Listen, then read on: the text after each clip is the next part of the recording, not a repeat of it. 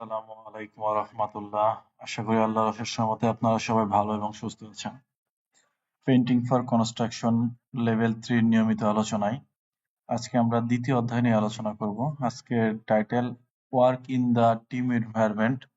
বাংলাতে যেটা থেকে বলা হয় দলগতভাবে কাজ করা, অর্থাৎ আপনি দলের সাথে কিভাবে কাজ করবেন এই বিষয়টা নিয়ে কথা বলবো আজকে ইনশাআল্লাহ। আপনারা এই অধ্যায়টি থেকে মূল পরীক্ষায় 3টি প্রশ্ন অবশ্যই কমন পাবেন। অর্থাৎ প্রত্যেকটা অধ্যায় থেকে মোটামুটি আমার 8টা যে প্রশ্ন আছে, অধ্যায় আছে, 8টা অধ্যায় থেকে প্রত্যেকটা অধ্যায় থেকে সর্বনিম্ন 2টা, সর্বোচ্চ 3টা প্রশ্ন অবশ্যই মূল পরীক্ষাতে কমন পাবেন। তো চলুন আজকে আমরা মূল আলোচনায় চলে যাই।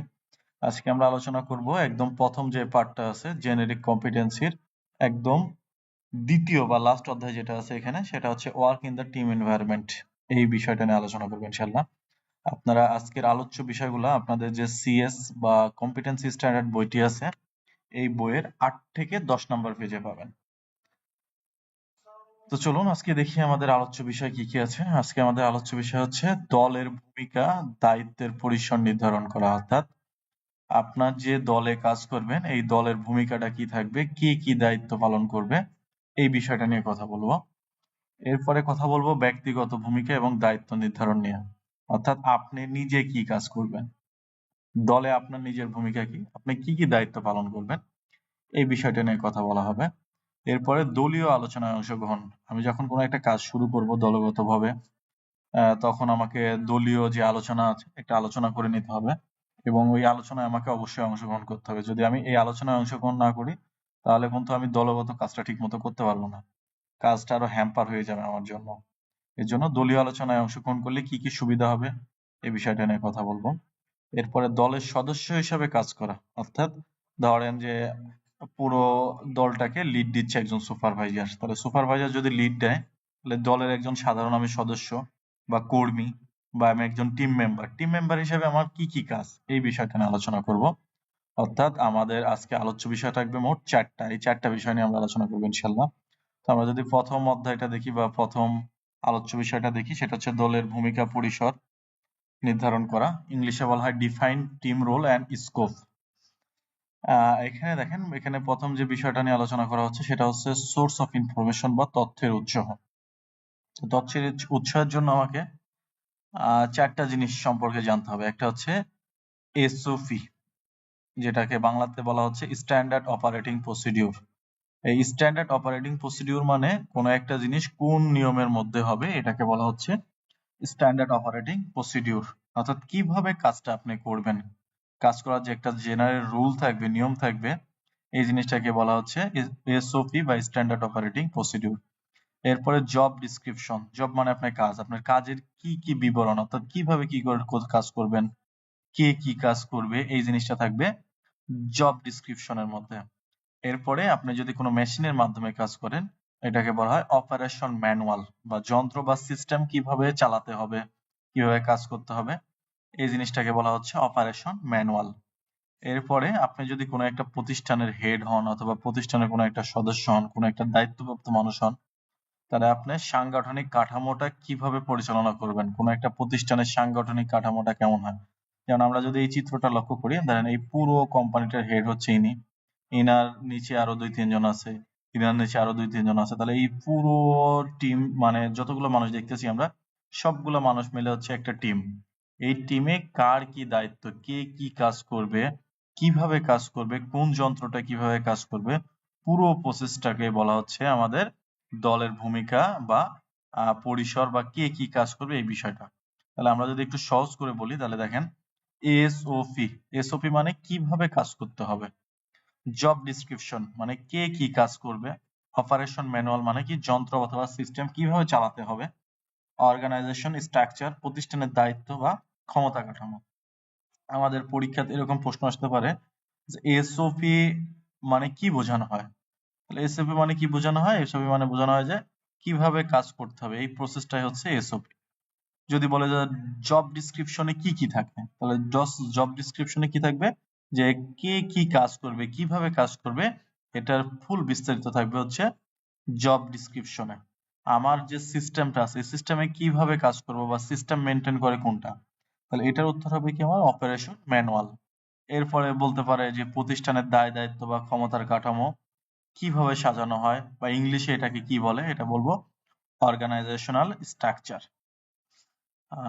এ পর্যায়ে আমরা জানবো টিম মেম্বারের মধ্যে আমাদের কে কে থাকবে, অর্থাৎ টিম মেম্বার কাদেরকে বলা হয়, টিম মেম্বারের কার কি দায়িত্ব, এই বিষয়টা নিয়ে আলোচনা করব। তো এর জন্য আমরা বেশ কিছু জিনিস শিখে নেব আগে। সেটা হচ্ছে প্রশিক্ষক এবং সদস্য কারা। কোর্স কি? কোর্স হচ্ছে যিনি প্রশিক্ষণ দান করে, এটাকে বলা হচ্ছে কোর্স। সুপারভাইজার, সুপারভাইজার কি? এই প্রশিক্ষকের উপরে থাকবে সুপারভাইজার, সুপারভাইজার বা ম্যানেজার, উনি হচ্ছে কাজগুলো তদারকি করবে। এরপরে আপনার সাথে বা আমার সাথে যিনি কাজ করবে উনি হচ্ছে আমার পিয়ার বা কলিগ, অর্থাৎ আমাদের পদ হচ্ছে একই হবে। একই পদের কোনো ব্যক্তি যদি আমাদের সাথে কাজ করে ওনাকে বলা হবে সহকর্মী বা পেয়ার।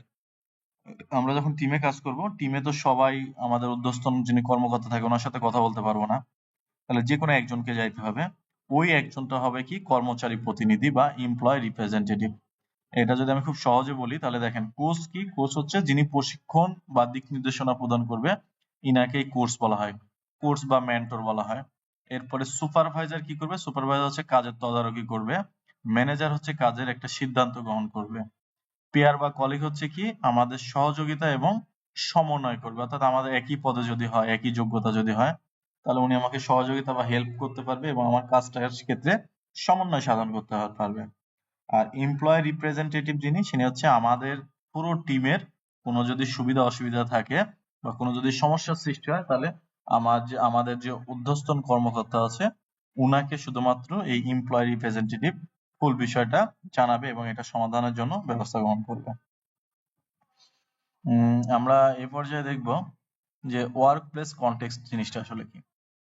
অর্থাৎ আপনি যে জায়গায় কাজ করবেন এই জায়গাতে কাজ করতে হলে আপনাকে কিছু নিয়ম নীতি মেনে চলতে হবে। এটা দেশের একটা নির্দিষ্ট নিয়ম নীতি আছে, অর্থাৎ ন্যাশনালি একটা ল আছে, আবার আপনার এই কোম্পানির বা প্রতিষ্ঠানের একটা নির্দিষ্ট নিয়ম আছে। এই নিয়ম নীতি মেনে আপনাকে কাজ করতে হবে এবং এটা হচ্ছে এসওপি অনুযায়ী কাজ করতে হবে। এসওপি মানে কি? স্ট্যান্ডার্ড অপারেটিং প্রসিডিউর, অর্থাৎ কাজ করার যে পদ্ধতি ওই পদ্ধতিটা মেনে খুব সুন্দর করে কাজ করতে হবে এবং কর্মস্থলের যে নিয়মগুলো আছে বা বিধিমালাগুলো আছে এগুলো আমাকে 100% মেনে কাজ করতে হবে।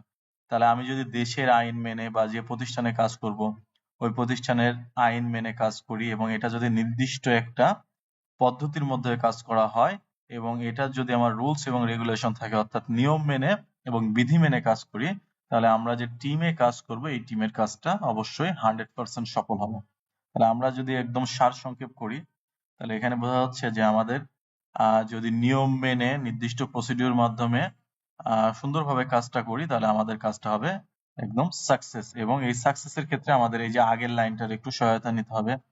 সেটা হচ্ছে কোচ কি করবে, সুপারভাইজার কি করবে, ম্যানেজার কি করবে, পেয়ার বা কলিগের অবদানটা কি, এমপ্লয় রিপ্রেজেন্টেটিভ ইনি কি কাজ করবে, এই বিষয়গুলো আমরা একটু মুখস্থ করার চেষ্টা করবো। আমাদের পরীক্ষাতে এরকম প্রশ্ন আসে, ধরেন যে প্রশিক্ষণ এবং দিক নির্দেশনা প্রদান করা কার মূল দায়িত্ব, তাহলে এটা হবে কি কোচ অথবা মেন্টরের। বলতে পারে যে সুপারভাইজার এবং ম্যানেজারের মধ্যে কে কাকে রিপোর্ট করবে, তাহলে অবশ্যই সুপারভাইজার যা ম্যানেজারকে রিপোর্ট করবে। যদি বলে যে সিদ্ধান্ত গ্রহণ করার ক্ষমতা কার থাকে, তখন অবশ্যই হবে ম্যানেজার।